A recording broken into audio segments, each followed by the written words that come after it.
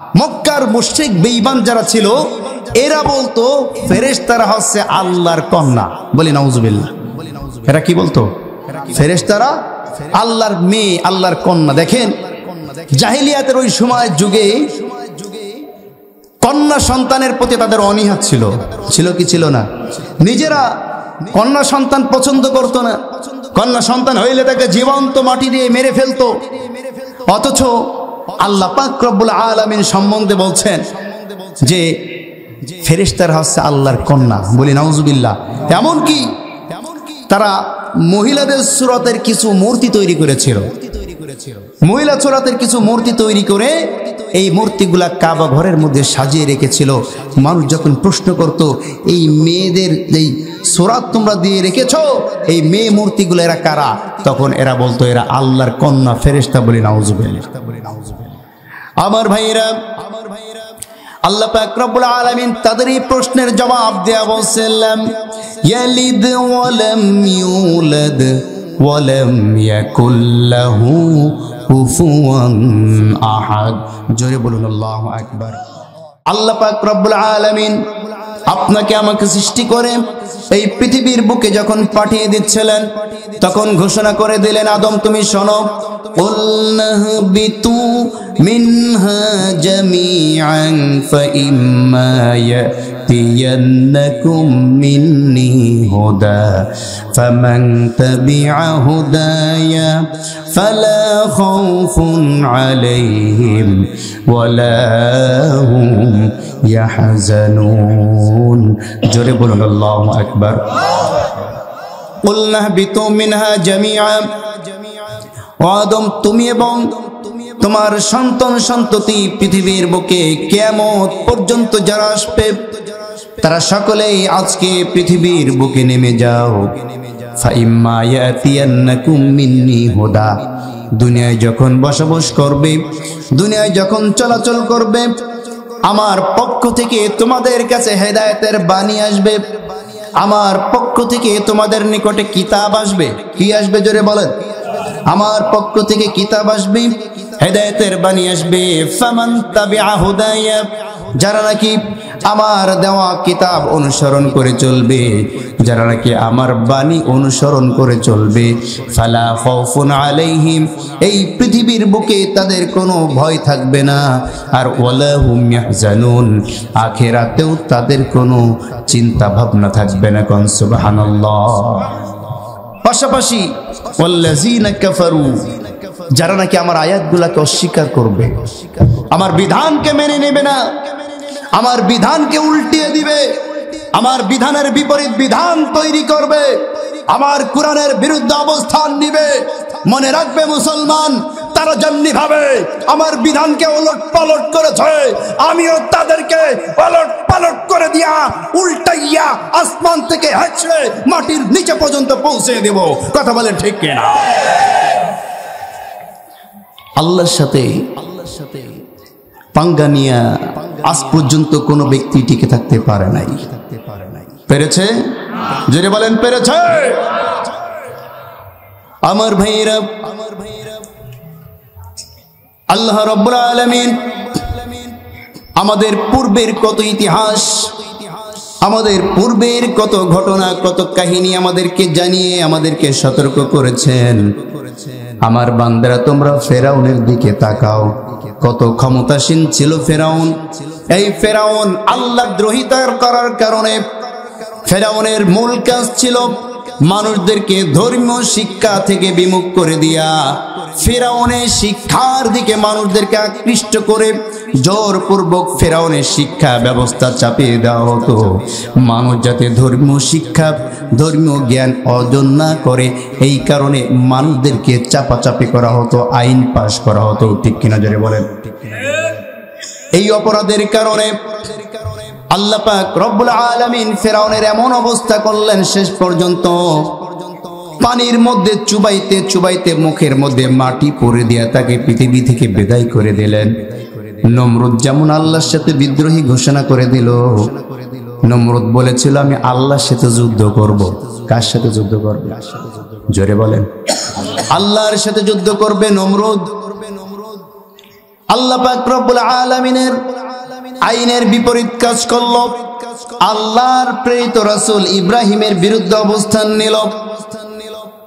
ইব্রাহিমের বিরুদ্ধে অবস্থান নেওয়ার কারণে, আল্লাহ পাক রব্বুল আলামিনের সাথে বিদ্রোহী ঘোষণা করার কারণে আল্লাহ পাক রব্বুল আলামিন পৃথিবীর কোন সেনাবাহিনী পাঠান নাই, পৃথিবীর কোনো মানুষের মাধ্যমে নয়, এই পৃথিবীতে সবচাইতে ছোট্ট প্রাণী মশার মাধ্যমে নমরুদের বংশটাকে আল্লাহ পাক রব্বুল আলামিন নির্বংশ করে দিয়েছিলেন।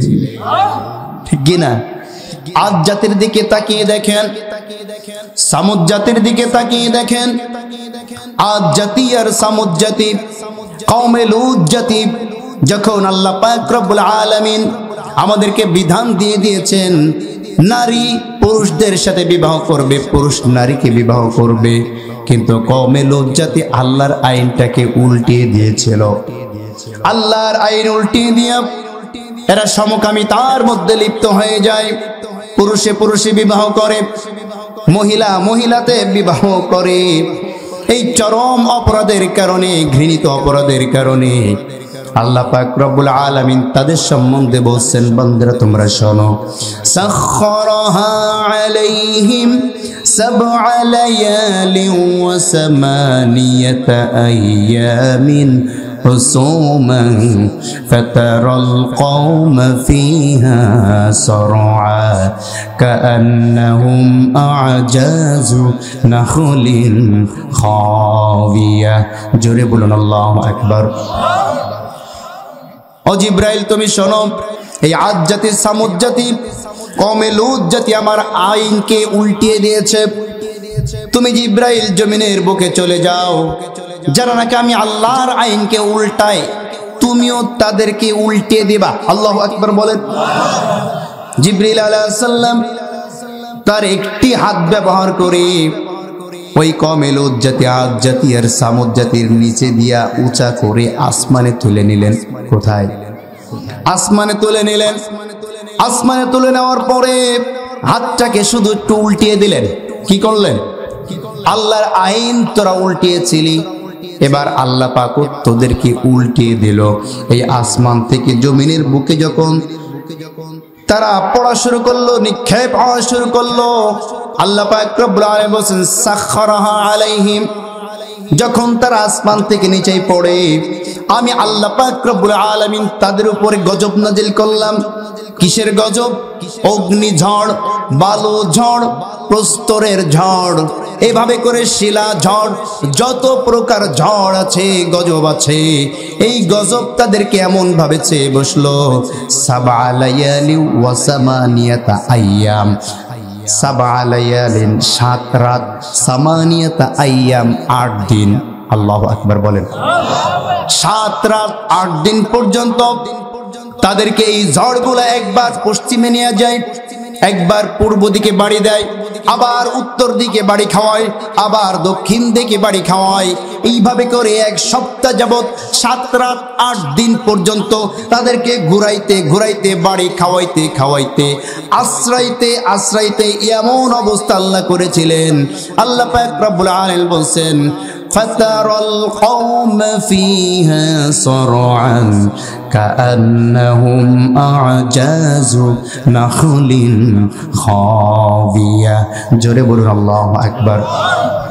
এমন ভাবে তাদেরকে শাস্তি দেওয়া হয়েছিল যে তাদের এই আশ্রাইতে আশ্রাইতে নারী বুড়ি এমন ভাবে বাহির হয়ে গিয়েছিল যে আপনাদের সমাজে যদি ঝড় হয়, ঝড় হলে যদি খেজুর গাছ উপড়ে যায়, কি গাছ? খেজুর গাছ যদি উপড়ে যায়, দেখবেন খেজুর গাছের উপড়ে যাওয়া শেকড়ের অবস্থা যেমন দেখা যায়। আদ জাতি আর সামুদ জাতি এই আযাবে নিপতিত হওয়ার পরে আল্লাহ পাক রব্বুল আলামিন বলেন সরসরিন আতিয়া, এদের এমন অবস্থা হয়েছিল কাআন্নাহুম, কেমন জানি আজাজু নাখলিন খাবিয়া, খেজুর গাছের শিকড় উপর দিকে থাকলে যেমন দেখায়, এদের নাড়ি বুড়ি বাহির হয়েও এরকম খেজুর গাছের শিকড়ের মতন হয়ে গিয়েছিল বলে নাউজুবিল্লাহ। আল্লাহর আইন যারা পাল্টাবে, আল্লাহর আইনের বিপরীত যারা আইন পাশ করবে, আল্লাহর আইনকে যারা উল্টিয়ে দিতে যাবে, তাদের উপরে এই ধরনের গজব ইতিপূর্বেও এসেছে, এখনো আসবে, ঠিক কিনা? যেই গজব একবার এই পৃথিবীতে আল্লাহ পাক পাঠান, এই গজবকে আল্লাহ পাক তুলে নেন নাকি? কথা বলছেন না কেন? যে গজব এই পৃথিবীতে একবার আসে সেটা কিন্তু আর চলে যায় না। এটা এসে মেসেজ দেয়, ওই জাতি মুসলমান শোনো, মুজরিমিন যারা, জালিম যারা, তোমরা শুনে রাখো, তোমাদের পূর্বে যারা জুলুম করেছিল সেই একই জুলুম নমরুদের কাহিনী করলে নমরুদকে যেমন মশা দিয়া কামড়াইয়া শেষ করেছিলাম, তোমাকেও এক ডেঙ্গু মশার কামড়ে শেষ করে দিতে পারি, ঠিক কিনা জোরে বলেন? সেই মশা পৃথিবীতে নাই? কথা বলছেন না কেন? আমার ভাইরা, সেই ঝড় কি পৃথিবীতে আছে না নাই? জোরে বলেন। সেই ভাইরাস গুলা কি পৃথিবীতে এখন আছে না নাই? আসতে বলবেন না, জোরে বলেন। সুতরাং আল্লাহ পাক রব্বুল আলামিন ইমানদারদেরকে সতর্ক করে বলছেন, যারা নাকি জালিম, যাদের উপরে জুলুম করা হচ্ছে, নির্যাতন করা হচ্ছে, নিপীড়ন করা হচ্ছে, তোমাদের হতাশ হওয়ার কোনো কারণ নেই। তোমরা হয়তো বা মনে করতে পারো, হারে এত জুলুম হচ্ছে, এত নির্যাতন হচ্ছে, এত নিপীড়ন হচ্ছে, কিন্তু এই জালিমদের সময় শেষ হয় না কেন? জালিমরা যায় না কেন? জালিমদের সময় কখন শেষ হয়ে যাবে আল্লাহ পাক রব্বুল আলামিন জানিয়ে দিচ্ছেন, শোনো, আমি আল্লাহ পাক রব্বুল আলামিন তোমাদের নবীর সাথে যদি ওয়াদা না করতাম, আমি আল্লাহ পাক রব্বুল আলামিন জালিমদেরকে নির্দিষ্ট সময় যদি না দিয়ে দিতাম, ওয়ালাউলা কালিমাতুন সাবাকাত মির রাব্বিকা লাকানা লিজামাও ওয়া আজালিম মুসাম্মা। জোরে বলুন আল্লাহু আকবার। ওয়ালাউলা কালিমাতুন সাবাকাত মির রাব্বিকা, তোমার রবের পক্ষ থেকে এই জালিমদের যদি নির্দিষ্ট সময় লিপিবদ্ধ করা না হতো, লাকানা লিজামা ওয়া আজালুম মুসাম্মা, নির্দিষ্ট সময় যদি তাদের নির্দিষ্ট না করে দিতাম, আমি 1 সেকেন্ড পর্যন্ত সময় জালিমদেরকে এই পৃথিবীর বুকে জীবিত রাখতাম না। কথা বলেন ঠিক কিনা? শুধুমাত্র নির্দিষ্ট সময় দেওয়া আছে, মানুষ যাতে মনে না করে।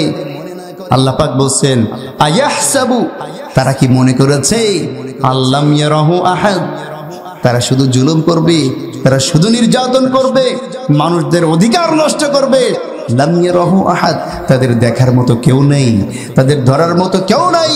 অবশ্যই আমি আল্লাহ পাক রব্বুল আলামিন ধরবই ধরবো। কথা বলেন ঠিক কিনা? আল্লাহ পাক রব্বুল আলামিন বলেন, ইন্না বাতুশা রাব্বিকা লাশাদীদুন ইন্নাহু হুয়া ইউবদিউ ওয়া ইউঈদ। জোরে বলুন আল্লাহু আকবার। ইন্না বাতুশা রাব্বিকা লাশাদীদ, নিশ্চয়ই আল্লাহ পাক ধরে না, ধরলে পরে ছাড়ে না। আল্লাহ ধরা অত্যন্ত কড়া, ঠিক কিনা জোরে বলেন? এমন ভাবে ধরবেন, ধরার পরে কিন্তু পালাবার আর কোনো স্থান পাওয়া যাবে না। এজন্য আগে থেকেই সতর্ক হতে হবে। আর মুসলমানদের যত প্রকার চক্রান্ত আসুক, যত ষড়যন্ত্রই হোক না কেন, কোরআন থেকে নিজেদের সম্পর্ক ছিন্ন করা যাবে না। কোরআন থেকে সম্পর্ক ছিন্ন করলেই কাফের, মুশরিক, বেঈমান এবং বামরা কিন্তু আপনার আমার ঘাড়ের উপরে চেপে বসবে। কথা বলেন ঠিক কিনা? যে যাই বলুক, যে যত যুক্তিই দেখ না কেন, যাই বলুক না কেন, কোরআন থেকে মুসলমান কখনো দূরে সরতে পারে না, ঠিক কিনা? এখন এই কোরআন থেকে দূরে তা আমরা সরবো না, কিন্তু কোরআন মানবো শুধুমাত্র মসজিদের মধ্যে, ঠিক কিনা? বলছে ঠিক। শুধু মসজিদের মধ্যে কোরআন মানবেন, মসজিদের বাইরে কোরআন মানবেন না। হ্যাঁ, কোরআন অনেকে মনে করে যে এটা তাবিজ লেখার কিতাব। কিসের কিতাব? অনেকে মনে করে কোরআন আছে খতম পড়ার কিতাব। বাবা মা মারা গিয়েছে, মাদ্রাসা থেকে অথবা মসজিদ থেকে হুজুরদেরকে ডেকে নিয়ে আসছে, একটু খতম পড়েন। আমার ভাইরা, কোরআন কিন্তু শুধুমাত্র তাবিজের জন্য নাজিল হয় নাই, খতমের জন্য নাজিল হয় নাই, শুধুমাত্র মসজিদের মধ্যে কোরআন মানার জন্য কোরআন নাজিল হয় নাই। আল্লাহ পাক রব্বুল আলামিন সূরা ফাতিহার মধ্যে আমাদেরকে জানিয়ে দিচ্ছেন, ইয়্যাকা না'বুদু ওয়া ইয়্যাকা নাস্তাঈন। জোরে বলুন আল্লাহু আকবার। একটুখানি ব্রেনটা চিন্তা করেন যে আমরা নামাজের মধ্যে আল্লাহর সাথে বলছি ইয়্যাকা না'বুদু, কেবলমাত্র আপনার ইবাদত করি এবং করব। আল্লাহু আকবার বললেন না?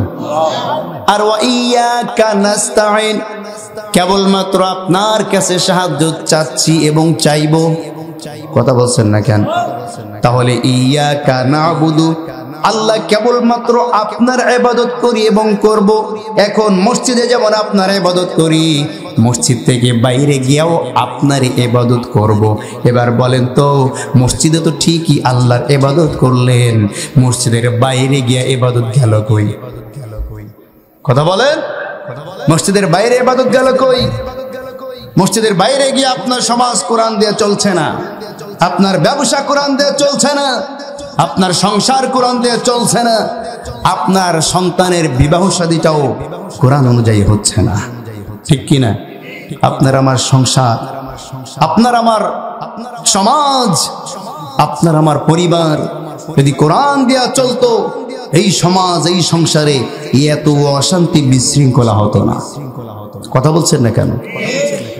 আমার ভাইরা, আপনার আমার সন্তানদের বিবাহ শাদী হয় মুসলমানের নিয়ম অনুযায়ী নাকি বেদিনদের নিয়ম অনুযায়ী?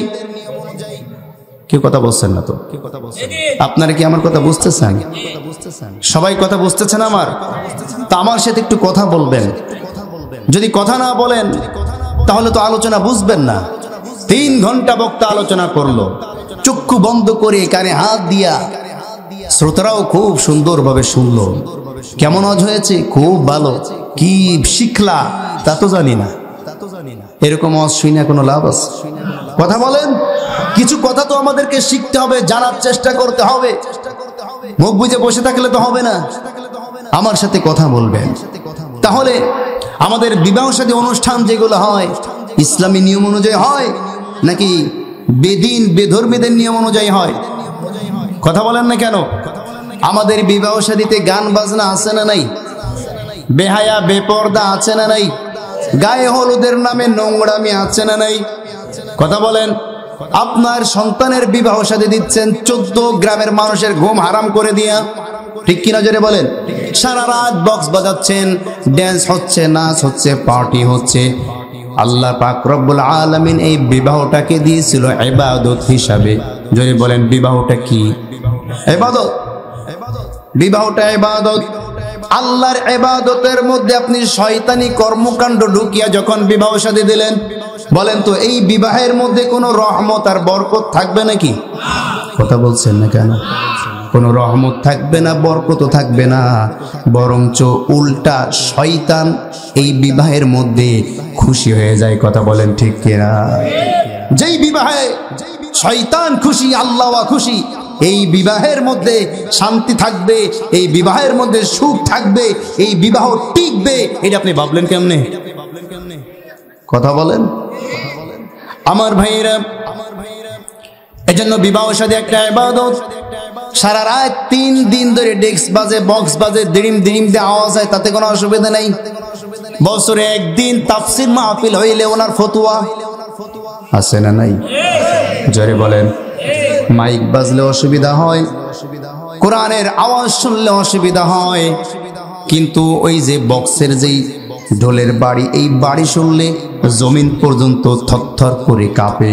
হার্টের রোগীদের অসুবিধা হয়, বাচ্চাদের অসুবিধা হয়, তাতে ওনার কোনো ফতোয়া নাই, ফতোয়া খালি ওয়াজ মাহফিলে।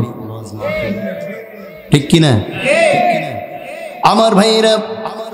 এই জন্য আমাদেরকে ইসলামী আইন কানুন, ইসলামী তাহজিব তামাদ্দুর দিকে খেয়াল রাখতে হবে। পশ্চিমা কালচার, পশ্চিমা সংস্কৃতি থেকে আমাদেরকে মুখ ফিরাইয়া আল্লাহ এবং আল্লাহর রাসূল যেভাবে আমাদেরকে দিন কাটাইতে বলেছেন, যেভাবে বিবাহ সাথী দিতে বলেছেন, যেভাবে আমাদেরকে সমাজ চালাইতে বলেছেন, সেভাবে সমাজ চালাইতে হবে। কোরআন দিয়া যেমন মসজিদ চলে, কোরআন দিয়াই তেমনি ভাবে সমাজ চালাইতে হবে। ঠিক কি না? আমি আপনাদের সামনে তেলাওয়াত করেছি সূরাতুল ইখলাস। সবাই কথা বলেন। আজকাল বাংলাদেশে অধিকাংশ স্থানে স্কুল কলেজের যে ম্যানেজিং কমিটি হয়, এই ম্যানেজিং কমিটির অনেক কিছু জায়গায় কিছু সভাপতি আছে, এরা নিজের নামটা পর্যন্ত লিখতে পারে না। কথা বলেন না কেন? তো এমন একজন কমিটির সভাপতি তার সন্তান ওই স্কুলেই এসএসসি পরীক্ষা দিচ্ছে। এসএসসি পরীক্ষার্থী, ক্লাস 10-এ পড়ে। কথা কি বুঝতে পেরেছেন? এখন ওই ক্লাসের 30 জন ছাত্রছাত্রী, তা 29 জনকেই বোর্ডে পরীক্ষা দেওয়ার জন্য পাঠানো হবে। সভাপতি জানতে পেরেছে তার সন্তানকেই শুধু বোর্ডে পাঠানো হবে না। এবার সভাপতি, তার একটু পাওয়ার আছে না, পাওয়ার ছাড়া কি আর সভাপতি হয়? যাই হোক, ওদিকে নাই গেলাম। উনি চলে এসেছে স্কুলে। আসার পরে সমস্ত টিচারদেরকে ডেকে হেডমাস্টারের রুমে নিয়ে গিয়েছে। গিয়ে বলছে, মাস্টার সাহেব, আমি স্কুলের সভাপতি, সব ছাত্রছাত্রীরা আমার সন্তানের সাথে যারা পড়ে সকলেই সেন্টার পরীক্ষায় যাচ্ছে, আমার সন্তান কেন যাবে না? জবাব দাও। এবার হেডমাস্টার সাহেব বলছে, দেখেন, আমাদের স্কুলের একটা নিয়ম আছে। নিয়মটা হলো এই, সেন্টারে পরীক্ষা দেওয়ার আগে যে টেস্ট পরীক্ষা হয়, এই টেস্ট পরীক্ষায় অল সাবজেক্টে পাস করতে হবে। ঠিক কিনা? কিছু কিছু স্কুলে এমন নিয়ম আছে না? আছে। কিন্তু আপনার সন্তান অল সাবজেক্টেই ফেল করেছে। কি কথা বুঝতে পেরেছেন? এই কথা বলার পরে সভাপতি আরো রাগ বেড়ে গিয়েছে। রাগে উনি দাঁড়িয়ে গিয়েছে, দাঁড়িয়ে বলছে, আচ্ছা ওই টিচারকে আমার সামনে হাজির করেন, যেই টিচার আপনার স্কুলের এই অল সাবজেক্টটা নেয়, সব সাবজেক্টে পাস করছে, অল সাবজেক্টে কেন ফেল করলো? জবাব দেওয়া লাগবে। আচ্ছা বলেন তো, এই সভাপতি সাহেব ইনি কি অল সাবজেক্ট বুঝেছে? জোরে বলেন। বুঝে নাই বিধায় এই কমেন্টটা উল্টো হয়ে গিয়েছে। ঠিক কিনা? ঠিক তেমনি ভাবে ওয়াজ মাহফিল, আলোচনা, তাফসীর মাহফিল, এটা মনোযোগ সহকারে কথোপকথনের মাধ্যমে ক্লাসের মতো করে শুনতে হবে, শেখার চেষ্টা করতে হবে, বোঝার চেষ্টা করতে হবে। তাইলেই না কিছু না আপনি কিছু শিখতে পাবেন। ঠিক কিনা? আর তা যদি না হয়, একটু ঘুমাইলেন, একটু বাদাম খেলেন, এদিকে তাকাইলেন, হয়তো বা হঠাৎ করে কি একটা কানে আসলো, এইটা শুনে মনে করলেন হুজুর বোধহয় আমার বিরুদ্ধেই খালি ওয়াজ করলো। এরকম হয় কি হয় না? মাহফিলে আসবে না, চায়ের দোকান দিয়ে ঘোরাঘুরি করবে, বাজার দিয়ে ঘোরাঘুরি করবে, করার পরে 3 ঘন্টা আলোচনার মতো 3 মিনিট শুনবে। কয় মিনিট? 3 মিনিট শোনার পরে পরের দিন চায়ের দোকান উল্টাই দিবে একদম, এই হুজুর রাজনীতি আলোচনা করেছে। ঠিক কিনা জোরে বলেন? আমি আপনাদের সামনে কোন সূরা তেলাওয়াত করেছি? সূরা ইখলাস। সূরাটির নাম কি? আচ্ছা বলেন তো, ইখলাস শব্দটি এই সূরার মধ্যে কি আছে? তবে সূরার নাম কি? ইখলাস। তার মানে বোঝা গেল যে ইখলাস এটা দেখানোর জিনিস না, এটা অন্তরের জিনিস, ভেতরের জিনিস। ঠিক কিনা? আমরা অনেক সময় মনে করি যে ইখলাস মানে বড় একটা পাগড়ি মাথায় দিতে পারলেই ইখলাস হয়ে গেল, বিরাট বড় একটা জুব্বা মাথায় দেওয়া রুমাল একটা ঘুমটা দিতে পারলেই ব্যক্তি ইখলাসওয়ালা। এই দেখানোটা ইখলাস নয়। ইখলাস হচ্ছে অন্তরের জিনিস, কারণ অন্তরের মধ্যে কত বেশি আল্লাহর ভয় আছে, এটার নাম হচ্ছে ইখলাস। ঠিক কিনা জোরে বলেন? আমার ভাইয়েরা, এই সূরাতুল ইখলাস, এই সূরাতের কিছু ফজিলত বর্ণনা করে এরপরে আমি মূল আলোচনার মধ্যে ঢুকবো। রাসূল করিম সাল্লাল্লাহু আলাইহি ওয়াসাল্লাম বলেন, পবিত্র কুরআনুল কারীমের মধ্যে এমন একটি সূরা আছে, যেই সূরাটি যদি কোনো ব্যক্তি একবার তেলাওয়াত করে, তাহলে কুরআনুল কারীমের 3 ভাগের 1 ভাগ তেলাওয়াত করার সওয়াব আল্লাহ তাকে দান করে দেন। যদি কোনো ব্যক্তি 2 বার তেলাওয়াত করে, 3 ভাগের 2 ভাগ তেলাওয়াত করার সওয়াব আল্লাহ পাক তার আমলনামায় দান করে দেন। কেউ যদি 3 বার এই সূরাটি তেলাওয়াত করে, আল্লাহ পাক রব্বুল আলামিন পুরা 1 খতম কোরআন তেলাওয়াত করার সওয়াব তার আমলনামায় দিয়ে দেন। কোন সুবহানাল্লাহ। আসুন আমরা 1 খতম কোরআন শরীফ পড়ি। কুল হুয়াল্লাহু আহাদ আল্লাহুস সামাদ লাম ইয়ালিদ ওয়া লাম ইউলাদ ওয়া লাম ইয়াকুল লাহু কুফুয়ান আহাদ। জোরে বলুন আল্লাহু আকবার। আমার ভাইরা, আল্লাহর নবী সাল্লাল্লাহু আলাইহি ওয়াসাল্লাম সাহাবায়ে কেরামদেরকে নিয়ে এভাবে বসেছিলেন। বসে তিনি কোরআন এবং সুন্নাহর বুঝ তাদের অন্তরের মধ্যে যখন পয়দা করছিলেন, বোঝাচ্ছিলেন, আলোচনা করছিলেন, জিবরিল আলাইহিস সালাম আল্লাহর নবীর পাশে এইভাবে বসেছিলেন। সুবহানাল্লাহ পড়েন। সুবহানাল্লাহ। জিবরিল আলাইহিস সালাম তাকিয়ে দেখলেন আবু যর গিফারি আসতেছে। কে আসতেছে? আবু যর গিফারি রাদিয়াল্লাহু তাআলা আনহু তিনি আসছেন। জিবরিল আলাইহিস সালাম আল্লাহ নবীকে বলছে, ইয়া রাসূলুল্লাহ, মনে হচ্ছে তাকিয়ে দেখেন দূর থেকে বোঝা যায় আবু যর গিফারি আসছে। সুবহানাল্লাহ পড়েন। আল্লাহর নবী বললেন, জিবরিল তুমি আবু যর গিফারিকে এত দূর থেকে চিনলা কেমনে? জিবরিল আলাইহিস সালাম বললেন, আবু যর গিফারি এমন একজন ব্যক্তি যে ব্যক্তিকে নিয়ে আসমানে ফেরেশতারা নিজেরা পর্যন্ত আলোচনা করে। কোন সুবহানাল্লাহ। আবু যর গিফারিকে নিয়ে কারা আলোচনা করে? ফেরেশতারা তাদের মধ্যে আলোচনা করে আবু যর গিফারির চরিত্র সম্পর্কে, কর্মকাণ্ড সম্বন্ধে আলোচনা করতে করতে আবু যর গিফারিকে তারা চিনে ফেলেছে। সুবহানাল্লাহ বললেন না? আচ্ছা, আমরা কি ইবলিসকে কখনো দেখেছি? কথা বলছেন না কেন? আমরা ইবলিসকে চিনি না? কথা কোন না কেন? না দেখলেও কিন্তু চিনি। বলছে না, ইবলিসকে না চিনলে আপনি দুনিয়ায় চলতে পারবেন না। তো দুনিয়ায় ভালোভাবে চলতে হলে আগে ইবলিসকে চিনতে হবে, ঠিক কি না? আপনি যদি দুনিয়ায় ভালো থাকতে চান, সমাজে ভালো থাকতে চান, আপনার শত্রুকে তাকে আগে চিনতে হবে, ঠিক কি না? জোরে বলেন। আমার ভাইয়েরা, আল্লাহ নবী জিজ্ঞেস করলেন, কি এমন কারণে বা কোন কারণে তোমরা আসমানে আবু যর গিফারিকে নিয়ে আলোচনা করো? বললেন, দুইটা গুণের কারণে। জোরে বলুন, কয়টা গুণ? দুইটা গুণের কারণে আমরা আবু যর গিফারিকে আলোচনা করি। এক নম্বর গুণ, আবু যর গিফারি নিজেকে সবসময় ছোট মনে করে, বিনয়ী, আর অন্যকে বড় মনে করে। এটা তার এক নম্বর গুণ। কোন সুবহানাল্লাহ। নিজেকে কি মনে করে আর অন্যকে? আমরা নিজেকে কি মনে করি? কিছু একটা করতে পারলে বাবারে আমি কি না জানি, ঠিক কি না? আমি প্রধান বক্তা, আমি তো প্রধান বক্তা, কে আছে আমার সামনে? এই যে অহংকারে যাই, এই অহংকার আসার পরে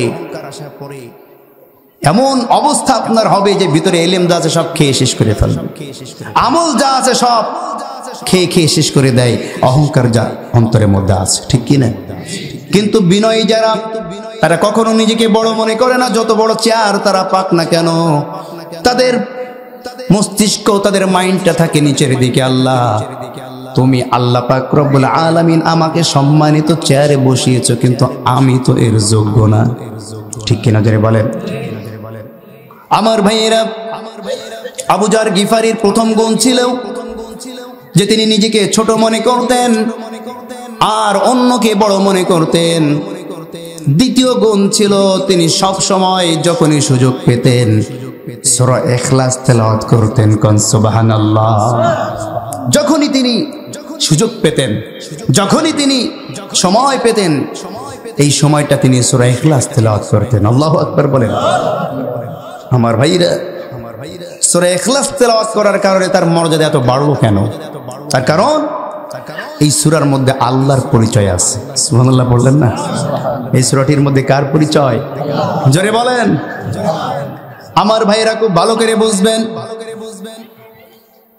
আপনি যদি মনে করেন বা আপনি যদি জানতে পারেন বা বুঝতে পারেন আপনার এই ভাই বাংলাদেশের যেইখানে যায় সেইখানে গিয়া আপনার যত ভালো ভালো গুণ আছে সেই গুণগুলার প্রশংসা করে এবং আপনার পরিচয় করিয়ে দেয়, এটা যদি আপনি জানেন বা বোঝেন, বলেন তো আপনি যেইখানে যাবেন সেইখানে গিয়া কি এই ভাইয়ের বদনাম করবেন নাকি? কথা বলছেন না কেন? আমার ভাইয়েরা খুবই ভালো করে বুঝবেন, সংক্ষিপ্ত আকারে বলতে চাই, আল্লাহর পরিচয়টা যখন আপনি বর্ণনা করবেন, এমনকি শুধু বর্ণনা নয়, আপনি আরেকজনকেও যখন আল্লাহর সাথে সম্পর্ক তৈরি করে দিবেন, আল্লাহ পাক রব্বুল আলামিন সেই ব্যক্তিদের সাথে আপনার সম্পর্কটাও তৈরি করে দেয়। কোন সুবহানাল্লাহ। যেমনি ভাবে আপনারা সূরা লুকমান দেখবেন, আলোচনা এদিক সেদিক চলে যাচ্ছে, বোঝাবার জন্য যাচ্ছি আর কি। লুকমান, সূরা লুকমানের তাফসীরের মধ্যে দেখবেন লুকমান হাকিম তার সন্তানকে ওসিয়ত করতেছে। কি করতেছে? জোরে বলেন। ওসিয়ত করছেন, ওসিয়ত করছে। আল্লাহ পাক রব্বুল আলামিন বলেন, ওয়া ইয ক্বালা লুকমানু লিবনিহি وهو يعده يا بني لا تشرك بالله إن الشرك لظلم عظيم জোরে বলুন আল্লাহু আকবার ওয়াইজা ক্বালা লুকমান লুকমান যখন তার সন্তানকে নসিহত করতেছে ইয়া বুনাইয়া আমার কলিজার টুকরা সন্তান কি বলতেছে আমার কলিজার টুকরা সন্তান আদরের ডাক ঠিক কিনা জোরে বলেন আমার ভাইরা আমাদের সমাজে অনেক জায়গায় দেখবেন অনেক এলাকায় নিজেদের সন্তান যত বড়ই হোক না কেন বলেন নেদা এদিকে আয় বলে কি বলে না আমি একবার এক জায়গায় মাহফিলে গিয়েছি সেইখানে ওই মাহফিলের যেই বাসায় আমাকে রিসিভ করা হয়েছে ওইখানে বসে আছি উনি ওনার সন্তানকে ডাক দিচ্ছে নেদা হুজুরের জন্য নাস্তা নিয়ে আস আমি মনে মনে চিন্তা করতেছি নেদা তার মানে তো মনে হয় 2-3 বছর বয়স নাস্তা আনতে গিয়ে ফালায় ঠালায় দেয় কিনা আল্লাহ জানে ওয়াল্লাহ একটু পরে দেখি উনি নাস্তা নিয়ে আসছে বয়স আমার চাইতেও বেশি সে নাকি নেদা কি কথা বোঝেন নাই তো এগুলো হচ্ছে আদরের মোহাব্বতের ঠিক কিনা মোহাব্বত করে আদর করে সন্তানদেরকে এভাবে ডাক দেওয়া হয় তা লুকমান হাকিম তার সন্তানকে ডাক দিচ্ছে ইয়া বুনাইয়া আমার কলিজার টুকরা সন্তান এতে করে আমরা যাতে মনে না করি যে একদম 2-3 বছর বয়স এরকম না সে ইস্টাবলিশ বুঝবান তার কারণ কি পরের শব্দ শুনলে বুঝবেন বুঝবান ছাড়া এই শব্দ বুঝার ক্ষমতা কারো নাই ঠিক কিনা আমার বাইরে ইয়া বুনাইয়া আমার কলিজার টুকরা সন্তান লা তুশরিক বিল্লাহ আল্লাহর সাথে তুমি কাউকে শরীক করো না ইন্নাশ শিরকা লাযুলমুন আযীম নিশ্চয়ই শিরিক অত্যন্ত বড় এবং সবচাইতে বড় জুলুম বলি নাউজুবিল্লাহ এবার 3 বছর বাচ্চারে যদি আপনি শিরিক শিখানো কি বুঝবে কথা বলছেন না কেন তাইলে শিরিকের বিষয়ে বুঝতে হলে তার মোটামুটি একটা জ্ঞান থাকা লাগবে তাই না তাইলে বোঝা গেল যে লোকমান তার যেই সন্তানকে কলিজার টুকরা সন্তান বলে আদরের ডাক দিচ্ছেন সে কিন্তু ছোট মানুষ ছিল না মোটামুটি বুঝে এমন ছিল ঠিক কিনা যখনই বলল ইয়া বুনাইয়া লা তুশরিক বিল্লাহ আল্লাহর সাথে কাউকে শরীক করো না ইন্নাশ শিরকা লাযুলমুন আযীম নিশ্চয়ই শিরক সবচাইতে বড় একটি জুলুম এবার আল্লাহ পাক রব্বুল আলামিন বলছেন লোকমান তুমি থেমে যাও সুবহানাল্লাহ পড়েন তোমার সন্তানকে তুমি যে নসিহত করছো এই নসিহতের মাঝখানে আমার একটু কথা আছে আল্লাহু আকবার বললেন না লোকমানের কথার মধ্যে ঢুকলো কে আল্লাহ সুবহানাহু কেন ঢুকলেন দেখেন আল্লাহ পাক রব্বুল আলামিন ডাক দেয়া বলছেন লোকমান তুমি শোনো তুমি যেমনি করে তোমার সন্তানকে তার রবের সাথে পরিচয় করিয়ে দিলে আমি আল্লাহর সাথে তোমার সন্তানকে যেহেতু তুমি পরিচয় করিয়ে দিয়েছো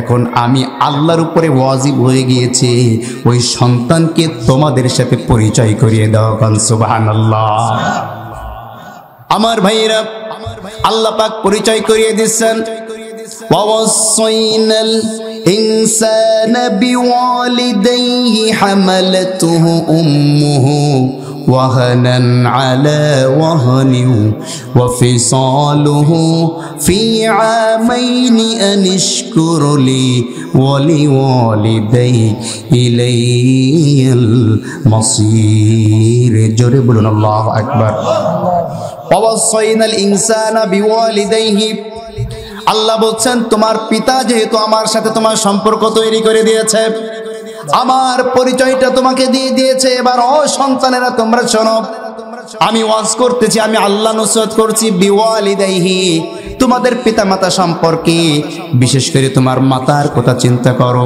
হামালাতহু উম্মুহু তোমার মা যখন তোমাকে গর্ভধারণ করেছিল ওয়াহনান আলা ওয়াহনিন কষ্টের পরেও কষ্ট ঠিক কি না কষ্টের পরে কষ্ট তার মানে হচ্ছে প্রথম কষ্ট তুমি যখন তোমার মায়ের গর্ভের মধ্যে প্রবেশ করেছিলে তোমার মায়ের গর্ভে যখন তুমি এসেছিলে তোমার মায়ের খাবার বন্ধ হয়ে গিয়েছিল মুখের কাছে খাবার নিলে বমি করে কিছু খেতে পারো না 1 থেকে 2 মাস না খেয়ে তোমাকে কষ্ট করে গর্ভধারণ করেছে ঠিক কিনা তোমার বয়স যখন তোমার মায়ের গর্ভে 6 মাস হয়ে গিয়েছিল 6 মাস বয়স হওয়ার পরে তোমার মায়ের পেটের মধ্যে বসে যখন তোমার হাত পাও গজিয়েছে তুমি তখন তোমার হাত পাও দিয়ে তোমার মায়ের পেটের মধ্যে লাথি মারতে ঘুষি মারতে আমার ভাইয়েরা, যাদের স্ত্রীরা গর্ভবতী আছে, খেয়াল করে দেখবেন, বাচ্চার বয়স যদি পেটের মধ্যে 7 মাস মতন হয়ে যায়, পা এমন জোরে উঁচা করে, হাত এমন জোরে গুতা মারে, 3 থেকে 4 আঙ্গুল পর্যন্ত পেটের চামড়াটা উঁচা হয়ে যায়। ঠিক কিনা? আচ্ছা বলেন তো, একজন ব্যক্তি যদি আপনাকে আমাকে সজোরে এরকম পাঞ্চ করে, ঘুষি মারে, তা আপনার আমার এই পাঞ্চ, এই ঘুষিটা আমাদের ভিতরে যদি যায়, কতটুকু ভিতরে যেতে পারে? 2 থেকে 3 আঙ্গুল। কথা বলছেন না কেন? এই 2 থেকে 3 আঙ্গুল 1 ইঞ্চি মতন ভিতরে যায়, এই ব্যথায় আমরা কাতর হয়ে যাই। ঠিক কিনা? আমার ভাইরা, এবার চিন্তা করেন, উপরের থেকে লাগলে বেশি ব্যথা লাগে নাকি ভিতর থেকে গুতা লাগলে বেশি ব্যথা লাগে? কথা বলছেন না কেন? আমার ভাইরা, এই ভিতর থেকে এত জোরে পাঞ্চ করে সন্তানটি, এত জোরে লাত্তি মারে, এই ব্যথাটা, এই কষ্টটা কোনো মা, কোনো ব্যক্তিকে, কোনো পুরুষকে বলে বুঝাইতে পারবে না। ঠিক কিনা? আর কোনো পুরুষ মানুষ আমরা ওই ব্যথাটাকে অনুভবও করতে পারবো না, বোঝার ক্ষমতা আল্লাহ পাক আমাদেরকে দেয় নাই। ঠিক কিনা যারা বলেন? আর সবচাইতে বড় যন্ত্রণা, সবচাইতে বড় কষ্ট করেছে তোমাদেরকে যেদিন তোমার মা ডেলিভারি করেছে। কথা বলছেন না কেন? জিহাদের ময়দানের মতো রক্তাক্ত হয়ে যায়, জীবনটা বাজি রেখে প্রত্যেকটা মা তার সন্তানকে প্রস্রাব করে এই চিন্তা নিয়ে যে আমি বোধহয় আর বাঁচবো না। ঠিক কি নজরে বলেন? প্রত্যেকটা মা, গর্ভবতী মা তার স্বামীকে বলে যে আপনি আমাকে ক্ষমা করে দিয়েন, আপনি আমাকে মাফ করে দিয়েন, আমি যদি মরে যাই অনেক কষ্ট দিয়েছি আপনাকে। বলে কি বলে না? তার মানে নিশ্চিত হয়ে যায় যে এই সন্তান জন্ম দিতে গিয়ে আমি হয়তো বা মারাও যেতে পারি। ঠিক কি নজরে বলেন? আমার ভাইয়েরা, এতটুকু বলার পরে এবার আল্লাহ পাক রব্বুল আলামিন বলছেন, আনিশকুরলি, আমার শুকরিয়া আদায় করো। আচ্ছা বলেন তো, কষ্ট করলো মা, শুকরিয়া আল্লাহর করতে হবে কেন? বিষয়টা বোঝার দরকার আছে না নাই? জোরে বলেন। আল্লাহ বলছেন, তোমার মা তোমাকে কষ্টের পর কষ্ট সহ্য করে তোমাকে গর্ভধারণ করেছেন, আর ফিসালুহু ফি আমাইনি, 2 বছর পর্যন্ত তোমাদেরকে দুধ পান করিয়েছেন। কয় বছর পর্যন্ত? 2 বছর পর্যন্ত দুধ পান করিয়েছেন। সুতরাং আনিশকুরলি, আমার শুকরিয়া আদায় করো। কেন আল্লাহ শুকরিয়া আদায় করতে হবে? আমার ভাইরা, তোমার মা তোমাকে যেই কষ্ট সহ্য করে গর্ভধারণ করেছে, তোমাকে মেরে ফেলে নাই। তোমার পাশের বাসার ডাইনি কয়েকটি মায়ের কথা চিন্তা করে দেখো, তারা তার গর্ভের সন্তানকে ট্যাবলেট খেয়ে হত্যা করেছে। কথা বলছেন না কেন? কমিউনিটি ক্লিনিকে গিয়ে তোমার মতন সন্তানদেরকে, জীবিত সন্তানদেরকে কাঁচি দিয়ে খুচায়া ছোট্ট ছোট্ট করে কেটে কেটে বাহির করে দিয়েছে। ঠিক কি নজরে বলেন? ওদেরকে আমি ধৈর্য ধারণ করার সুযোগ দিয়েছিলাম, তারা ধৈর্য ধারণ না করে তারা যেমনি তাদের সন্তানদেরকে হত্যা করেছে, নষ্ট করেছে। তোমার মাকে যদি আমি উত্তম ধৈর্য ধারণ করার তৌফিক না দিতাম, আজকে তুমি আব্দুল্লাহ মামুন নিজামী বনগ্রামে বসে আর তাফসীর করতে পারতে না। ঠিক কিনা? সুতরাং আনিশকুরলি, আমি যে তোমার মাকে এই তোমার কষ্ট সহ্য করার মতো ক্ষমতা দিয়েছি, এজন্য আগে আমার শুকরিয়া আদায় করো। কান সুবহানাল্লাহ। এরপরে ওয়ালিদাইকা, এরপরে তোমার পিতামাতার শুকরিয়া আদায় করো। ভাইরা আমার, এইখান থেকে আমাদেরকে শিক্ষা নিতে হবে যে পিতামাতার প্রতি সন্তানদের কি দায়িত্ব। কথা বলেন। শুধুমাত্র আমরা বলি হুজুর পিতামাতার ওয়াজ করেন, যাতে সন্তান খালি পিতামাতার খেদমত করে, এই ওয়াজ করেন। আমি আজকে উল্টা ওয়াজ করব। পিতামাতা সন্তানদের উপরে যে দায়িত্ব, সেই দায়িত্ব আগে পালন করতে হবে। কথা বুঝেন না মনে হয়? আপনি লাগিয়েছেন তেঁতুল গাছ, কি গাছ লাগিয়েছেন? তেঁতুল গাছ। যদি লিচুর আশা করেন হবে নাকি? কথা বলেন। এরা সন্তানদের প্রতি পিতামাতার হক কি?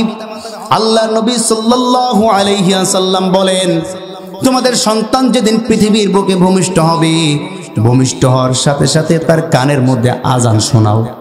কি শোনাইতে বলা হয়েছে? তার কানের মধ্যে আজান দাও। কিন্তু আমরা কি কানের মধ্যে এখন আজান পৌঁছাইতে পারি? কথা বলছেন না কেন? এখন তো আর বাড়িতে হয় না, হয়তো ওই জায়গায়।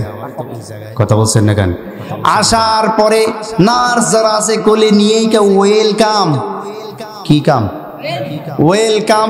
আজান গেল কই? কথা বলেন। আমার ভাইরা মুরব্বী বাবাজিরা যারা আছেন তারা বুঝতে পারবেন ওই সময় আপনাদের সময় রাত 12টার সময় 1টার সময়ও আজান শোনা যেত, ঠিক কিনা? আজান শুনলে মানুষ বুঝতে পারতো আব্দুল করিমের ঘরে হয়তো বা সন্তান জন্মেছে। সুবহানাল্লাহ পড়েন। আমার ভাইরা কিন্তু এখন কবে সন্তান হয় কেউ জানেও না, আজান দিতে হয় তাও মানুষ জানে না, ঠিক কিনা? আপনি পিতা, আপনার দায়িত্ব আপনার সন্তানের উপর আপনার ওয়াজিব, সন্তান জন্মাবে তার কানে আপনি আজান পৌঁছে দিয়ে বুঝে দিবেন তোমাকে পৃথিবীতে আসার ক্ষমতা দিয়েছেন যিনি, তিনি হচ্ছেন আল্লাহু আকবার। ঠিক কিনা জোরে বলেন? আপনি তো প্রথমেই আপনার সন্তানের হক নষ্ট করলেন। আমার 4টা বাচ্চা, একটা বাচ্চা মারা গিয়েছে। কি কথা বুঝতে পেরেছেন? তা প্রথম 3টা মেয়ে যখন হয়েছে আমি অনেক মানে যুদ্ধের উপরে নর্মাল ভাবেই আর কি বাড়ির মধ্যেই আমার সন্তানদের ডেলিভারি হয়েছে, কিন্তু লাস্টে যে ছেলেটা হইলো এইটা নিয়ে আর পারি নাই। কথা বুঝলেন নেই? এইটা এমন অবস্থা হয়েছে, ডাক্তাররা এমন ভাবে বলেছে নাড়ি পেঁচিয়ে আছে গলার সাথে, পানি শুকিয়ে শেষ হয়ে গিয়েছে। এই বাচ্চাকে এখনই যদি এই মাকে যদি অপারেশন করে এই বাচ্চার পেট কেটে বের করে না হয় এই মেয়েটা মারা যাবে। কি কথা বুঝেন নেই? আমার ভাইরা, এবার আমি আমার শ্বশুর শাশুড়ি বললাম যে 3টে যেহেতু সত্যি এমনি হয়েছে, এইটাও অন্য কোনো সমস্যা হবে না। তখন তারা কি বলে জানেন? এ আমার মেয়েকে মেরে ফেলে আর একটা বিয়ে করতে চায়। কথা বলছেন নেই? আমার মেয়েকে বিয়ে করে আর একটা বিয়ে করতে চায়, আমার মেয়ের প্রতি কোনো মহব্বত নাই, মেয়ের যদি কিছু হয় কেস করবো তোর নামে। আমি করলাম আউযুবিল্লাহ, যা করো তা মেয়েরে করো, আমার কিছু বলার নেই। হাসপাতালে যখন সিজারের মধ্যে নিয়ে গেল আমি চিন্তা করলাম বাবা হিসেবে আমার তো হক আছে। আমি চলে গেলাম দৌড় মেরে গিয়ে নার্সদেরকে বললাম হওয়ার সাথেই আমার কাছে নিয়ে আসবেন। আমি যখনই হয়েছে কান্নার আওয়াজ শোনার সাথে বলছে ভিতরে আসবো না, নিয়ে আসবেন? বলছে না না আপনার আসা দরকারে নিয়ে আসছে। আমি ওইখানে দাঁড়িয়ে জোরে আজান দিছি। আমার দেখা দেখে ওই দিনকে যতগুলা বাচ্চাদের সিজার হয়েছে আমার আর কেউ যাইতে দেয় না। হুজুর আপনার থাকা লাগবে, আমাদের বাচ্চাদেরও আজান দেওয়া লাগবে। কি কথা কি বুঝতে পেরেছেন? তাহলে বাবা হিসাবে আপনার উপর ওয়াজিব, আপনার উপর ফরজ সন্তানের হক আদায় করা। প্রথমেই তো হক আদায় করেন না। 2 নম্বর, আল্লাহ নবী বলেছেন সন্তানের বয়স যখন 7 দিন হবে, কয়দিন? 7 দিন বয়স যখন হবে এই সন্তানের জন্য ছেলে হইলে 2টা আকিকা করতে হবে, মেয়ে হইলে 1টা আকিকা, 2টা ছাগল আর 1টা ছাগল। কথা বলছেন না কেন? আর তার জন্য সুন্দর সুন্দর নাম রাখতে হবে। কিন্তু আমরা হুজুররা যখন কুরবানির গরু জবাই দিতে যাই, জবাই দেব কয় হুজুর দাঁড়ান, কি হয়েছে? 5টা হচ্ছে কুরবানি আর 2 ভাগ হচ্ছে আকিকা। কার নামে? মুরব্বি কয় আমার। কথা বলে? তার মানে বোঝা গেল ওর বাপ ওর হক আদায় করে নাই, ঠিক কিনা? ওনার বাপ যদি হক আদায় করতো 60 বছর এসে আকিকা দেয় কেন? কথা বলছেন না আমার ভাইরা? এজন্য আপনি বাবা হয়ে যখন আপনার সন্তানের বয়স 7 দিন হবে, বাবার উপর ওয়াজিব, বাবার উপর কর্তব্য 7 দিনের দিন সন্তানের জন্য আকিকা করা, ঠিক কিনা? আপনি করলেন না, আপনি আপনার সন্তানের হক নষ্ট করলেন। নাম রাখতে হবে উত্তম নাম, অর্থবোধক সুন্দর নাম। নাম রেখে দিয়েছেন বল্টু। কিটু? বল্টু। আচ্ছা বলেন তো, এই বল্টু, রেন্টু, ঝন্টু, মন্টু, শান্টু, নানটু আছে না এরকম? আপনাদের মধ্যে এরকম কেউ আছেন নাকি? হ্যাঁ, রাগ করেন না ভাই, আমি কিন্তু জানি না যে আপনার নাম ওই। কথা বুঝে গেছেন? এক ইমাম সাহেব প্রথম দিন ইমামতি চাকরি নেওয়ার জন্য জুমার নামাজ পড়াচ্ছে, তা উনি আলোচনার খুঁজে পাই নাই, আমরা আমাদের ভাষায় বলি আলোচনার খুঁজে পাই নাই, সুদের আলোচনা করেছে। কিসের আলোচনা? সুদের আলোচনা করেছে। আলোচনা শেষ করে সালাম ফেরাবার পরে মোনাজাত যখন শেষ, সভাপতি সেই ইমাম সাহেব হাত ধরে দেখে নিয়ে গেছে এক কোনায়। ইমাম সাহেব, আমার নাম আপনাকে কে বলেছে তার নামটা বলেন। কথা বলছেন নেই? কারণ ইমাম সাহেব বলতেছে আমি তো জানি না আপনার নাম কি। আপনি যদি না জানেন আমার বিরুদ্ধে আপনি ওয়াজ করলেন কিভাবে? এরকম আমিও কিন্তু সত্য সত্য বলছি, আমি কিন্তু জানি না যে আপনাদের কারোর নাম মুন্টু ফুন্টু আছে এই ধরনের। কি কথা বোঝা গিয়েছে? আমার ভাইরা, হাসির জন্য বলি নাই, আমাদের শিক্ষা নেওয়ার জন্য বলছি। আল্লাহর নবীর দেওয়া ফর্মুলা যদি আমরা মানতে না পারি আমরা পিতা হিসাবে অযোগ্য। কথা বলছেন না কেন? পিতা হিসেবে সন্তানের দায়িত্ব পালন করতে হবে। সন্তানটা যখনই মায়ের গর্ভে আসবে 7 থেকে 8 মাস 9 মাস পর্যন্ত আপনার হাতে সময় আছে। ওই দিন থেকে দরকারে 5 টাকা করে ব্যাংকে রাখবেন। কয় টাকা? 5 টাকা বা 10 টাকা করে রেখে দিবেন। এই সন্তান যখন ডেলিভারি হবে এই সন্তানের আকিকা আদায় করার জন্য। কি কথা বুঝতে পেরেছেন আমার ভাইয়েরা? 7 বছর বয়স যখন হবে তাকে নামাজের জন্য বলতে হবে। কিসের জন্য? নামাজের জন্য বলতে হবে 7 বছর বয়সে, অর্থাৎ নামাজের নিয়ম কানুন শিখাইতে হবে। 10 বছর বয়স হইলে নামাজ না পড়লে পিটাইতে হবে। আর বয়স যখন সে ব্যক্তি সেই সন্তান যখন আপনার যৌবন বয়সে উপনীত হবে তাকে বিবাহ দিতে হবে। ঠিক কিনা? আমাদের সমাজে অনেক ছেলেরা আছে বয়স 35 বছর 15 বছর ধরে বিদেশে থাকে। যখনই বাড়িতে ফোন দেয় আব্বা সামনের মাসে বাড়ি আসবো, ভাই এখনো 5 বছর পরে আয়। জিজ্ঞেস করা হলো মিয়া 15 বছর ধরে বিদেশে আছে, বাড়ি আসতে চাইলেই তাকে বাড়ি আসতে নিষেধ করো কেন? ভাই বাড়ি আইলেই তো বিয়ে করতে চাই। এই বিবাহ দেওয়ার ভয়তে সন্তানকে বিদেশ থেকে বাড়ি আসতে দেয় না। এরকম আল্লাহর ওলি আপনাদের বন গ্রামে নেই। কথা বলেন? মেয়ের বয়স 26 বছর 27 বছর 30 বছর পর্যন্ত হয়ে যায়, এরপরও মেয়ের বিবাহের চিন্তা পিতার মাথায় থাকে না। কথা কন না কেন? আপনি আপনার মেয়ের সাথে আপনার ছেলের সাথে তাদের হক আদায় করলেন, হক নষ্ট করলেন। শিশুবেলা থেকে আপনি পিতা হিসাবে সন্তানদের হক নষ্ট করলেন। সন্তান যখন প্রথম কথা বলা শেখে, আল্লাহ রাসূল বলেছেন প্রথম কথা সন্তান যখন শিখবে তার ভাষাটা যাতে হয় লা ইলাহা ইল্লাল্লাহ। কি হয়? লা ইলাহা। আমাদের সন্তানদের ভাষা প্রথম কি হয়? কথা বল না কেন? বাবা বলো তো হেড মানে কি? কথা বলে? বাবা বলো তো নোজ মানে কি? হি হি করে দাঁত বের করে বলো তুত মানে কি? বলে কি বলে না? এইগুলাই তো আগে শিখায়। কিন্তু আল্লাহ নবী বলেছিলেন প্রথম শিক্ষাটা হবে লা ইলাহা ইল্লাল্লাহ। তাইলে আপনি পিতামাতা হিসেবে আপনার সন্তানের হক নষ্ট করলেন না। এবার একটু চিন্তা করে দেখেন, শিশুকাল থেকে সন্তানের এত এত হক নষ্ট করেছেন, এই সন্তান বড় হয়ে আপনার হক কেমনে আদায় করে? কথা বলছেন না কেন? কিন্তু যেহেতু পিতামাতা করেই ফেলেছে আমরা বুঝবান, কোরআন হাদিস যেহেতু শুনেছি, আমরা পিতামাতার হক নষ্ট করব না ইনশাআল্লাহ। কি রাজি আছেন আমার ভাইরা? যে কথা বলছিলাম, আল্লাহ পাক রব্বুল আলামিনের সাথে যে ব্যক্তি মানুষের পরিচয় করিয়ে দিবে, মানুষের সাথে আল্লাহ পাক তার পরিচয় করিয়ে দিবেন। ফেরেশতা জিব্রাইল তেমনি বলল সব সময় কুল হুয়াল্লাহু আহাদ তেলাওয়াত করে আল্লাহ পাক রব্বুল আলামিন খুশি হয়ে ফেরেশতাদের মধ্যে আবু যর গিফারির কথা সর্ব অবস্থায় আমাদের মধ্যে জিকিরের মতন হইতে থাকে। কোন সুবহানাল্লাহ। আমার ভাইরা এই সূরার আরো অনেক ফজিলত আছে। আল্লাহ নবী সাল্লাল্লাহু আলাইহি ওয়াসাল্লাম বলেন সূরাতুল ইখলাস যদি কোনো ব্যক্তি 10 বার পড়ে, কয়বার? 10 বার পড়ে, তাহলে আল্লাহ পাক জান্নাতের মধ্যে সেই ব্যক্তির জন্য একটি প্রাসাদ নির্মাণ করবেন। সুবহানাল্লাহ পড়েন। এজন্য এই সূরাতুল ইখলাসের প্রতি আমাদের আমল করার দরকার আছে না নাই? আল্লাহ পাক রব্বুল আলামিন এই সূরাটি যখন নাজিল করেছিলেন, মক্কায় কাফের মুশরিক বেঈমানরা আল্লাহর নবীকে এসে বলছেন ও মুহাম্মদ তোমার উপরে যে ওহী নাজিল হয়, তুমি তো বলেছো আল্লাহর পক্ষ থেকে ওহী নাজিল হয়, বলো তো আল্লাহ কেমন? সুবহানাল্লাহ বললেন না? কার পরিচয় তুমি দিচ্ছ? কে সে? আল্লাহ কি? তাকে একটু আমাদেরকে চিনাও। আল্লাহ নবী সাল্লাল্লাহু আলাইহি ওয়াসাল্লামকে আল্লাহ পাক জানিয়ে দিয়েছেন, ও নবী আপনি বলেন কুল হুয়াল্লাহু আহাদ আল্লাহুস সামাদ লাম ইয়ালিদ ওয়া লাম ইউলাদ ওয়া লাম ইয়াকুল লাহু কুফুয়ান আহাদ। জোরে বলুন আল্লাহু আকবার।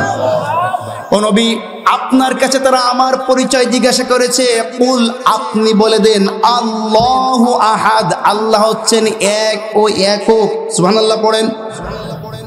আল্লাহ এক এবং একক, তিনি এমন এক এবং একক। আল্লাহু সামাদ, আল্লাহ পাক রব্বুল আলামিন হচ্ছে অমুখাপেক্ষী। সৃষ্টির সবাই তার মুখাপেক্ষী, কিন্তু তিনি কারো মুখাপেক্ষী নন। সুবহানাল্লাহ পড়েন। এই পৃথিবীতে যাহা কিছু আছে, আসমানের নিচে জমিনের উপরে যত কীট পতঙ্গ আছে, যাহা কিছু আছে সব কিছু আল্লাহর মুখাপেক্ষী, ঠিক কেন জোরে বলেন। আর আল্লাহ পাক রব্বুল আলামিন তিনি হচ্ছেন বেনিয়াজ। আল্লাহ পাক বলছেন আল্লাহু লা ইলাহা ইল্লা হুয়াল হাইয়ুল কাইয়্যুম। জোরে বলুন আল্লাহু আকবার। আল্লাহু তিনি এমন স্রষ্টা, লা ইলাহা ইল্লাহু তিনি ছাড়া কোনো ইলাহ নাই, তিনি ছাড়া কোনো মাবুদ নাই, আইনদাতা নাই, বিধানদাতা নাই, উপাস্য নাই, রিজিক দেওয়ার মালিক কেউ নাই, সন্তান দেওয়ার মালিক কেউ নাই, চাকরি দেওয়ার মালিক কেউ নাই, ভালো করার মালিক কেউ নয়, মন্দ করার মালিক কেউ নাই, বিপদ থেকে রক্ষা করার মতন তিনি ছাড়া আর কেউ নাই। আল হাইয়ুল কাইয়্যুম তিনি চিরস্থায়ী এবং চিরঞ্জীব। কোন সুবহানাল্লাহ। আল্লাহ হচ্ছে এমন সত্তা যিনি কারো মুখাপেক্ষী নন। আল্লাহ পাক রব্বুল আলামিনের পরিচয় সর্বপ্রথম আল্লাহ পাক বলছেন যে তুমি সর্বপ্রথম যেই জিনিসটার জ্ঞান অর্জন করবে সেটি হচ্ছে আমি আল্লাহ প্রদত্ত জ্ঞান তোমাকে আগে অর্জন করতে হবে। কোন সুবহানাল্লাহ। আল্লাহ রাব্বুল আলামিন সূরা মুহাম্মাদের মধ্যে বলছেন ফাআলাম আন্নাহু লা ইলাহা ইল্লাল্লাহ। আল্লাহু আকবার। জেনে নাও, ফাআলাম তোমরা জেনে নাও, বুঝে নাও, আন্নাহু নিশ্চয়ই তিনি, লা ইলাহা ইল্লাল্লাহ আল্লাহ ছাড়া কোনো ইবাদত করার যোগ্য কেউ নাই, আল্লাহ ছাড়া কোনো ইলাহ নাই, কোনো মাবুদ নাই, এইটা তোমাদেরকে আগে জানতে হবে। আল্লাহু আকবার বলেন। আমার ভাইরা, আল্লাহ পাক রব্বুল আলামিনের কাছে সকলে মুখাপেক্ষী, সকলে আল্লাহর কাছে সাহায্য চায়। আল্লাহ পাক রব্বুল আলামিন ছাড়া সাহায্য দেওয়ার মালিক আর কেউ নাই, আছে নাকি? এজন্য আল্লাহ পাক রব্বুল আলামিনকে সব সময় জপতে হবে, তাসবিহ করতে হবে, তাহলিল করতে হবে। কারণ এই বিশ্ব মানবতার বুকে, বিশ্বের বুকে যাহা কিছু আছে সব কিছু কার তাসবিহ পড়ে? কথা বলছেন না কেন? আল্লাহ পাক রব্বুল আলামিন তাসবিহ পড়ে। আল্লাহ পাক বলেন ইউসাব্বিহু লিল্লাহি মা ফিস সামাওয়াতি ওয়া মা ফিল আরদ ওয়া হুয়াল আজিজুল হাকীম। জোরে বলুন আল্লাহু আকবার।